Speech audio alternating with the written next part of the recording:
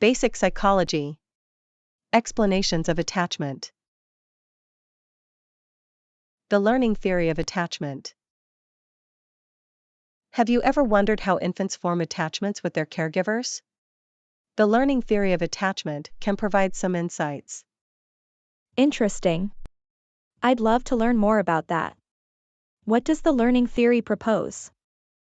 According to behaviorists, all behavior is learned rather than innate. They explain attachment through classical and operant conditioning.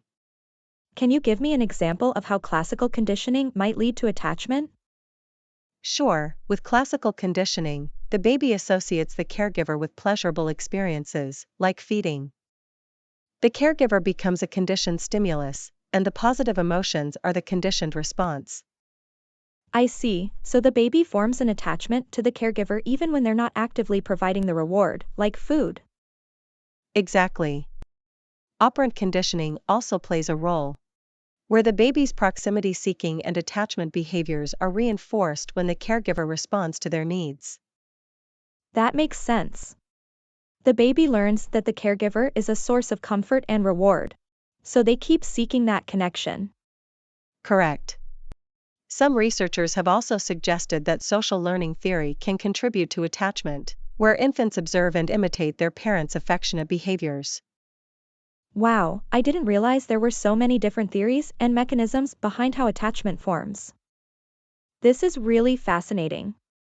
It is, isn't it? The learning theory provides a comprehensive explanation for how these emotional bonds develop in infancy. Evaluating the learning theory of attachment.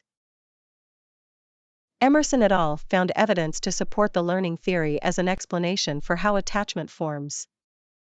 They studied 60 babies over 18 months and found that at 3 months old, the babies showed no preference. However, after 4 months, preferences started to develop, with a special attachment forming from 7 months onwards, accompanied by separation anxiety. Interesting.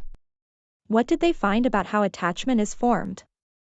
The study found that attachment was most likely to form with those who were most sensitive and responsive to the child's needs, such as through feeding and attention, as this would be most rewarding for the child. Okay, so it's about the child learning that certain caregivers provide the most rewards and comfort.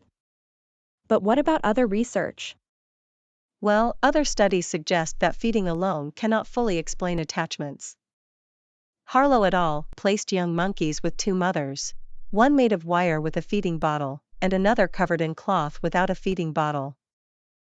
Behaviorists would predict the monkeys should spend more time with the wire mother, as it provided food and a means to remove hunger. But the observations showed the monkeys preferred the cloth mother, especially when distressed. Wow, that's really interesting. So it's not just about food, but also about comfort and contact. Exactly. This suggests that attachment is not merely a learned response, but may have an evolutionary basis, as the monkey's lack of interaction with a caregiver caused maladjustment in their later life. I understand. So, while the learning theory provides some insights, it has its limitations in explaining the full complexity of attachment. Precisely. The learning theory explains how attachment can occur, but not necessarily why, unlike Bowlby's attachment theory, which provides a more holistic explanation. Bowlby's monotropic attachment theory 1969. John Bowlby's theory proposes that attachment occurs due to innate biological programming, as it serves an evolutionary purpose in aiding survival and reproductive value. Interesting. How does it work? Bowlby suggested that social behaviors expressed by infants, such as clinging, sucking, and smiling, are social releasers that elicit caregiving and facilitate an interactive, innate two-way relationship between the baby and caregiver. I see, so it's an innate drive to form attachments for survival? Exactly.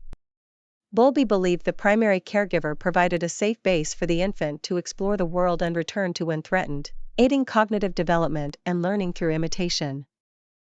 That makes sense. What about the sensitive period for attachment formation? Evolutionary theorists propose there is a sensitive period where the attachment can form, with Bowlby suggesting this occurs from the 3 to 4 month mark and becomes more difficult in the months that follow. And how does this attachment influence future relationships? Bowlby believed the relationship with the primary caregiver would act as a template, developing the infant's own expectations of what future relationships with others may be like, known as the internal working model. Fascinating. This theory really highlights the importance of early attachment for healthy development. Evaluating Bowlby's attachment theory 1969. Lorenz's study on imprinting in geese provides some support. He found that geese would form attachments to the first moving object they were exposed to, even if it wasn't their natural mother. Wow, that's fascinating. So it suggests there might be a similar innate drive in humans as well? Exactly. Bowlby also emphasized the importance of secondary attachment figures, which was demonstrated by Harlow's study on monkeys. I've heard about that study. The monkeys raised without their mothers seem to struggle with social interactions, right? Yes, that's correct.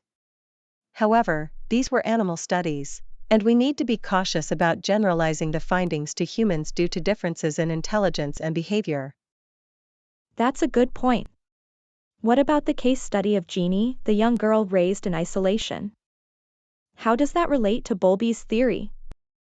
The Jeannie case study provides compelling evidence for the importance of attachment in human development.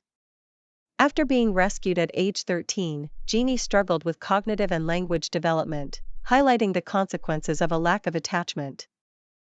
Wow, that's really sad. But then, the Kolachova twins seem to disprove Bowlby's theory of a sensitive period for attachment formation, don't they? Yes, that's a good point.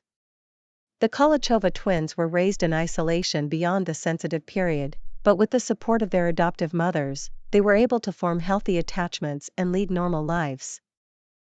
So it seems like the research on attachment theory is quite complex, with both supporting and contradictory evidence. It's an interesting topic to explore further. Absolutely. Attachment theory is a crucial area of study in psychology, and there's still much to be learned about the nuances of how attachment shapes human development.